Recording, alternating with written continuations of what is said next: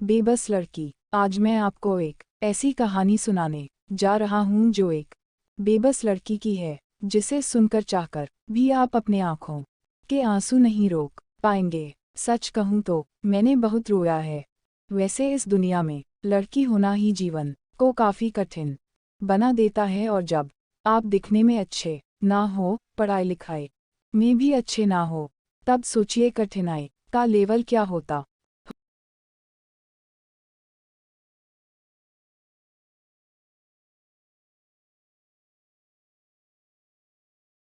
होगा। संध्या बचपन से ही पढ़ाई लिखाई में कमजोर थी। रंग उसका सांवला था, नाक नक्शा भी बाकी लड़कियों की तुलना में इतना खास न था।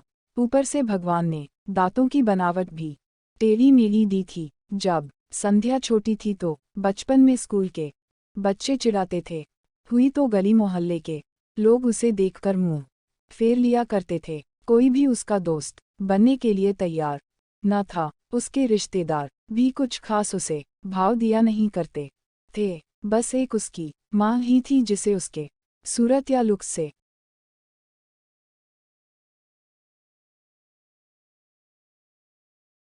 कोई फर्क नहीं पड़ता, क्योंकि एक माँ को उसकी बेटी दुनिया की सबसे खूबसूरत लगती है। माँ संध्या से और संध्या माँ से बेहद प्यार करते थे। दुनिया भर की लोगों के ताने को सहने की शक्ति थी माँ को संध्या के लिए।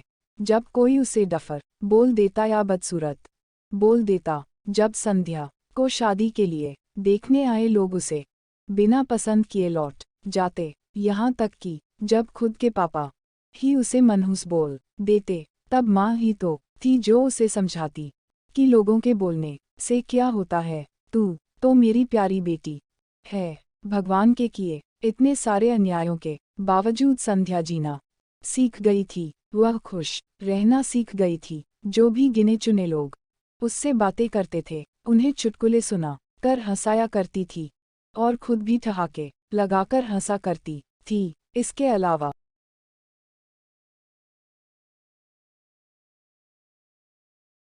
एक और बहुत बड़ी खूबी थी संध्या की, उसे खाना बनाने में बहुत मजा आता था। और ना सिर्फ खाना बनाने में मजा आता था, उसका बनाया खाना खाकर लोगों को जो स्वाद आता था, वह उनको मुग्ध कर जाता था। और यह उसमें अपने आप तो नहीं आया था। दुनिया के ठुकराए जाने के बाद उसने अपना सारा समय खाने की रेसिपीज की किताबें, रेडियो शोज और टीवी चैनल्स को समर्पित कर दिए थे। संध्या की तारीफ तो कोई भी नहीं करता, लेकिन उसके हाथों के बने खाने की तारीफ वह हर व्यक्ति करता जो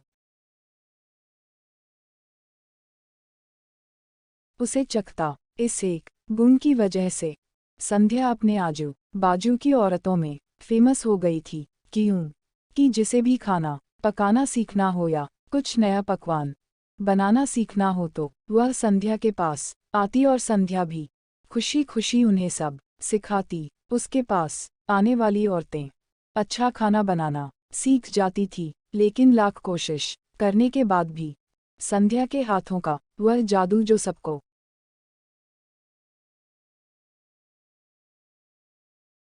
पकाए हुए खाने को खाकर तारीफ करने पर मजबूर करता था, वह गुण कोई भी सीख नहीं पाता था। संध्या की जिंदगी इन्हीं उतार चढ़ावों के साथ कट रही थी। एक बार फिर से माँ बाप ने जी तोड़ कोशिश कर एक परिवार को संध्या को देखने के लिए मना लिया था, और अगले दिन लड़का संध्या को देखने के लिए आने वाला था। संध्या को इस बात की खबर होने पर वह डहकी और गुस्सा हो गई थी कि बिना उससे पूछे, पता नहीं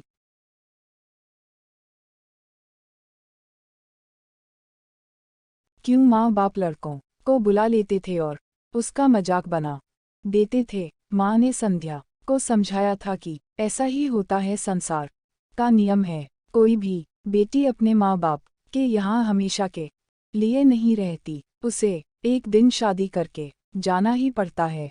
अगले दिन संध्या सुबह सुबह ही लड़के वालों के आने से पहले ही सज संवर कर कहीं निकल गई थी, जिसकी वजह से लड़के वाले उसके घर आकर संध्या के न होने पर माँ बाप को बहुत खरी खोटी सुनाकर गए थे। वैसे भी पापा को संध्या पर हमेशा ही गुस्सा रहता था, लेकिन उसकी इस हरकत ने उनको गुस्से से पागल कर दिया था। उस दिन पापा ने संध्या का सारा गुस्सा माँ पर उतार दिया था, यह कहकर कि एक मनहूस बेटी को जन्म देकर भी तुम्हारा मन नहीं भरा था, इसलिए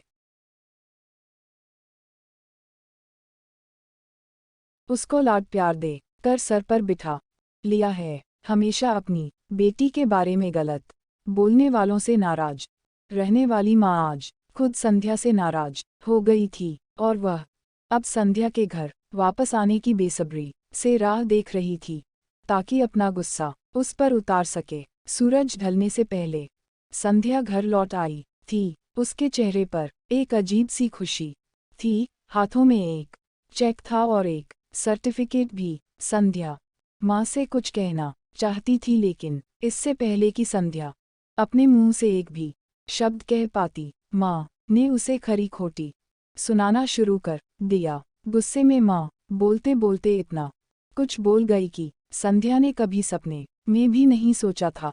माँ ने कहा, सभी लोग सही थे, तुम सच में मनहूस हो, तुम्हारी वजह से हर कोई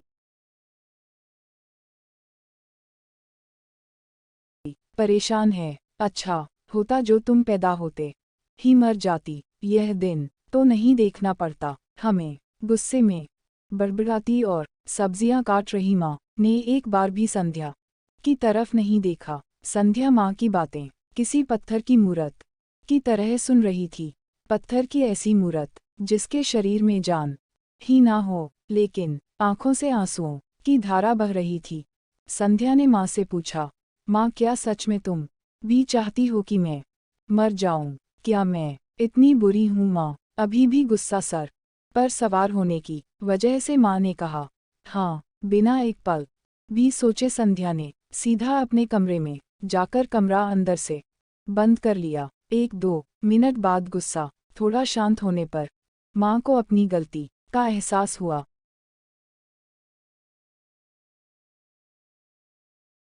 तो संध्या के कमरे की तरफ गई। उन्हें पता चला कि संध्या ने कमरे को अंदर से बंद कर लिया है।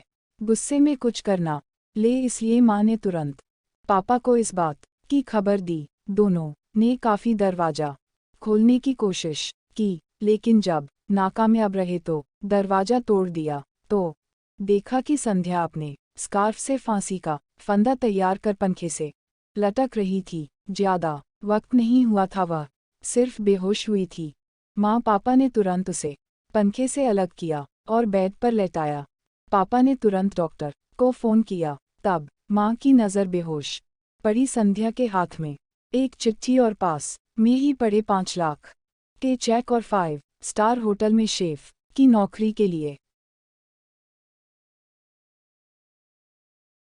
कन्फर्मेशन लेटर पर पड़ी, जो संध्या अपने साथ लाई थी। मम्मी पापा ने वह चिट्ठी खोलकर पढ़ी जो उसने अभी अभी लिखी थी। चिट्ठी कुछ इस प्रकार थी, मम्मी पापा, मैं जानती हूँ मेरे जन्म से लेकर आज के दिन तक मैंने ऐसा कुछ भी नहीं किया है जिस पर आप गर्व कर सकें, लेकिन मैं आपको बताना चाहती थी कि आज मैं खाना पकाने